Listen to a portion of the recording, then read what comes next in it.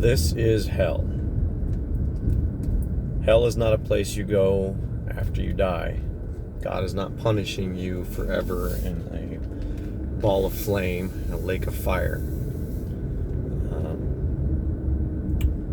Something that you have to understand, that a lot of the problems in the Bible are misunderstandings.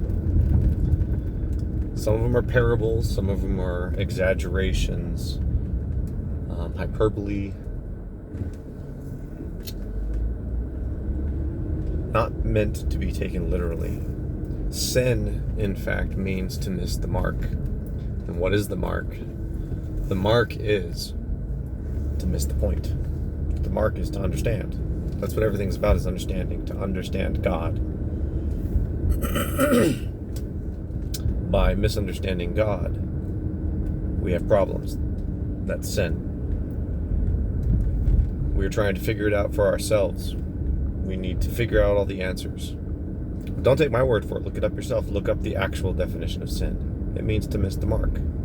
Well, what is the mark? Ask that question. Hell is separation from God. What does that mean? If everything is God, us trying to make a world without Him is hell. And that's the world that we've made. Hell is separation from God. Anything not God is evil. Evil is surrounding us. Therefore, we are in hell.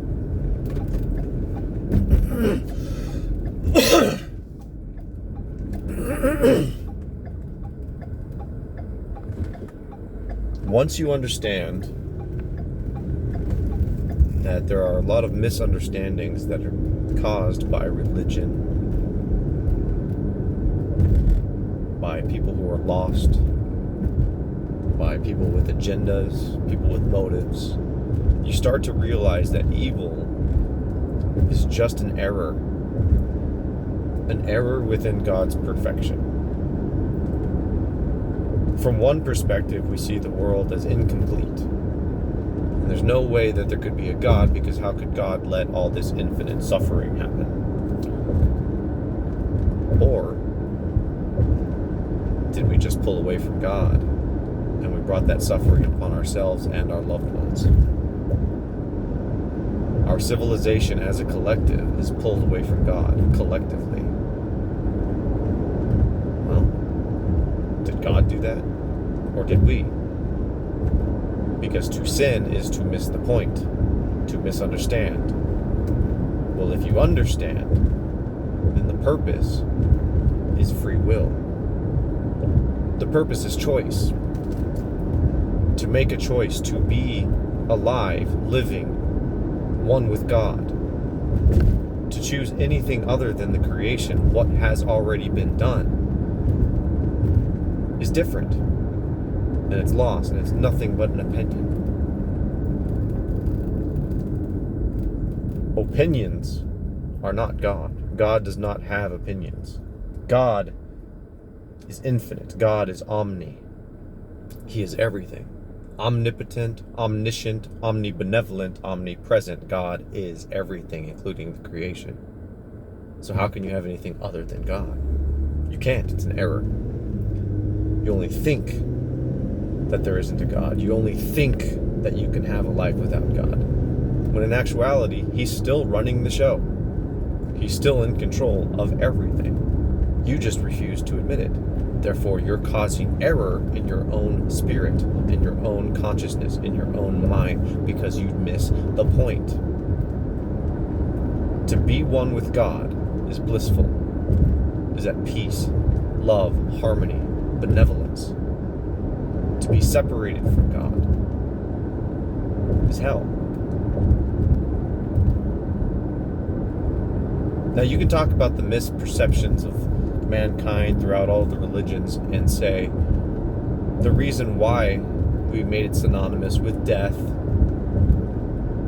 and synonymous with punishment is because of the misunderstanding.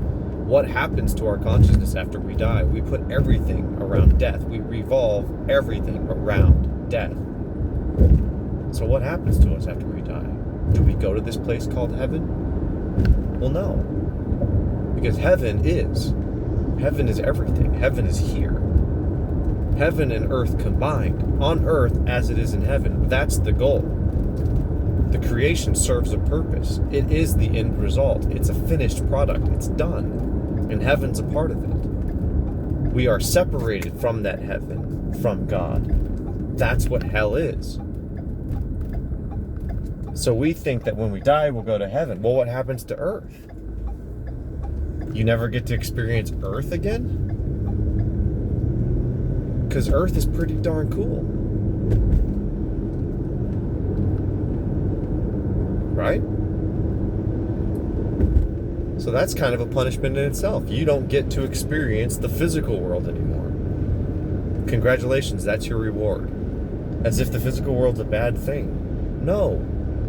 Heaven and earth combined is the goal. Hell is pulled away from heaven, pulled away from God. You can have heaven right now. So what happens to us after we die? If you can have heaven right now, then what happens to us after we die? Where do we go? Does it end? Is it over? No, because there's one finished product, God's plan. And that is 100% unanimous finished product, heaven and earth combined. We, as the living souls here on this planet, have to wake up and realize that that's what the plan is. And it has to be unanimous. It has to be 100, because anybody that's separated from God, anybody, will pull everybody else out. Chicken Little will run into the room screaming, "The sky is falling." One person unplugged from God will unplug everyone. That's how we got in this mess. Everyone. Full of their opinions and their fear and their terror and their worry. Everyone must do it. Everyone must have this revelation. How is that possible? Well, it's happening because this is the apocalypse. That's what the apocalypse is, the Great Awakening. The apocalypse doesn't mean end of the world. It means the truth will be revealed, and that's another misunderstanding. We are filled with misunderstandings because we refuse to admit that God has a plan, and we are a part of that plan. Since we are in the middle of the apocalypse, we are seeing an upside-down world where things just don't make sense anymore. Nothing makes sense. Everything is ridiculous. It's happening for a reason. Because pulled away from God, everything is nonsensical. It's hell. It's torment. We don't have facts. We can't possibly know facts. All we have are opinions. Everything's an opinion. We don't know. Scientists don't know. Doctors don't know. Lawyers don't know. Politicians don't know. PhDs don't know. We give too much credit to mankind. We've always given too much credit to mankind. That was the sin, the misunderstanding. Instead of putting faith in an omnibenevolent, omniscient God, who's 100% pure and perfect, we put it into mankind, to flawed, broken systems. This is the lesson. We are waking up. The apocalypse, to wake up. The revelation, to open your eyes. This is it. Don't wait for a savior to come. Don't wait for the heavens to open up. Don't wait for death. Do it now. Make it happen now. Make this world beautiful, because it is. Be one with God. You are nature. God is everything. God is nature, and you are God. Accept it. Open your heart. Let it in. You'll find that everything else around you is not on fire. It was you, this whole time, pulled away from God. And how does everybody do it? How does everyone become one with God?